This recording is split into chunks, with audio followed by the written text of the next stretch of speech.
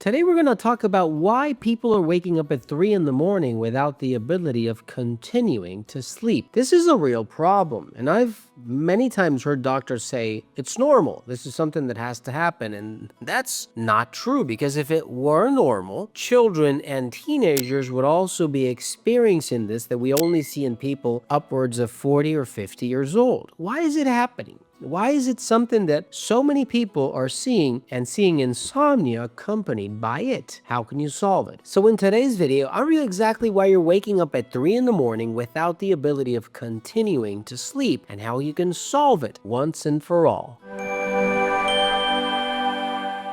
Waking up at 3 in the morning can become a serious problem when you see that it happens almost every night. When you see that you can't continue to sleep until it's 6, 7 in the morning. Or when you see that you feel exhausted during the day, or you wake up with panic or your heart pounding and something is obviously not right. Why are you waking up every single morning at 3? Why not at 6? Why not at 7? There's a real scientific reason for that and how you can quick fix these things in order for this not to happen. Before I continue, please do make sure to subscribe to this channel, press that like and notification button, because maybe a future video that I do publish could actually, with something I say, as small as you might think it is, change your life and even save it if this is something that is happening to you. So having said that, let's continue. Number 1. Cortisol usually starts rising at 3 a.m. Cortisol is the hormone of stress. We have to have cortisol in order to wake up every single morning at 6, 7 in the morning. If you're not waking up at all, then maybe you are having a different problem. Maybe you don't have cortisol or enough cortisol, or you don't have these hormones ready to kickstart your day. But cortisol is extremely important for the human body. It is the stress hormone, yes, but it also accumulates in your system. And this is where waking up at 3 in the morning becomes a problem. If you're one of those people who is completely stressed out all the time, you're worried about money, your family, things are not going well, not going the way you need it to go, there's probably accumulation of stress, of cortisol. Accumulation of cortisol that has been happening maybe for months or years before you even realize it. Now, if there's accumulation of cortisol, any more cortisol that you see in the morning at 3 a.m., as soon as you start producing more of it every morning, is going to wake you up, because you already have something accumulated. You're just adding more to what you have. And therefore, your body is just reaching that point where, hey, I have all the cortisol I need, so let's just wake up. And this is what exactly happens every morning. If you are one of those people suffering from waking up at 3, 4 in the morning, the first thing you have to do is maybe try to put on a program or something in your life to reduce your stress, your cortisol, or the accumulation of this hormone that is actually going to help you rest a lot more at night. You might also want to take supplements, maybe herbs, teas, something that is going to help you relax during the day, during the week, during the month, and I guarantee that you're going to see a much more restful sleep, just because you are reducing that stress, that accumulation of cortisol, and you're going to start to wake up at 6, 7 in the morning like you're supposed to. If you need something natural for this purpose, look for 5-HTP, Melatonin, Q-Calm, or Passion Calm from Fineland at FinelandVitamins.com. Number 2, you're more probably waking up after a sleep cycle.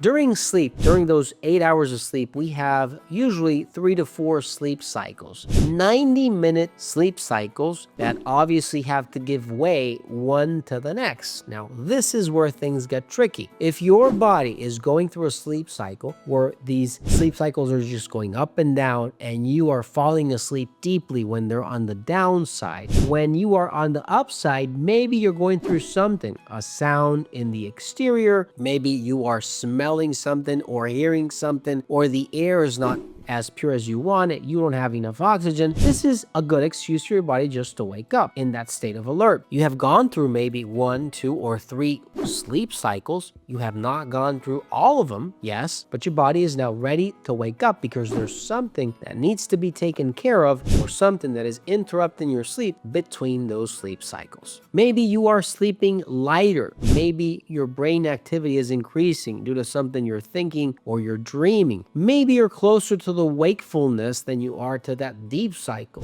Something is going on and it needs to be fixed. So try to look for maybe the culprits that are going on in your life, in your house, in outside, or anywhere you might think that is affecting your sleep. Number 3, your blood sugar might be dropping. Your body needs energy to sleep. When I was in medical school, I thought about that. I was like, this is something that always boggled me, and it's the fact that the body needs energy all the time in order to function, even when you're sleeping. When you're sleeping, your metabolic rate is still active, your cells are alive, your heart is still beating, you're still functioning, you're just repairing, and sometimes you need some type of energy, or sometimes more energy, to fix and repair certain parts of your body that have gone through that degeneration process of activity during the day. Now, if during the night you have a blood glucose dip, maybe you ate too early, maybe you did not drink enough water, maybe you don't have enough fluids, something is going on to where your body is feeling that it needs to wake up in order for you to ingest some food. Maybe you don't have enough sugar or fat. None of us are really conscious of what is going on until we actually experience it. Think about this, because food is extremely important in your sleep. If you're eating too much, or if you're not eating at all, you might wake up at 3 in the morning and you don't know why. Look for something that can help you sleep, something like metathyroid from Vineland, Neuromatrix, 5-HTP, Melatonin, or Passion Calm if you suffer from more of a insomnia condition that you need help with. Number 4, you might already have slept all you need. When we are children, we need sleep in order to grow. When we are teenagers, we need sleep in order to develop, right? We're developing our muscles. We're making sure that our bones are getting sturdy and fixing themselves while we run and we exercise and all this. But when we get to that 30, 40-year stage, we just practically just sit around all day, if that is the situation you're going through. Maybe it's because you already have all the rest you need. You are waking up at 3 in the morning because you are not exercising. You're not tearing those muscles apart in the gym. You're not losing energy. You're just accumulating more of that energy that you already have. And the body's just thinking, hey, we don't need this sleep. So we're just going to wake up, and maybe what this guy needs is just a little bit more exercise because we have just so much energy that we need to use. Think about this. This is extremely important. And this is probably something that many people over 40 are experiencing. The lack of sleep due to lack of exercise or lack of regeneration that the body is not going through because we're not actually stimulating our body to repair. When you go to sleep tonight and you wake up at 3 in the morning, think about these things. Go over your life or your day. Make sure that you are doing the exact things you need in order to sleep well. And if you're not, maybe your condition is just a little bit more clinical and needs more help to do so. Don't forget to give this a like button, don't forget to share, and I'll see you in the next video. Take care.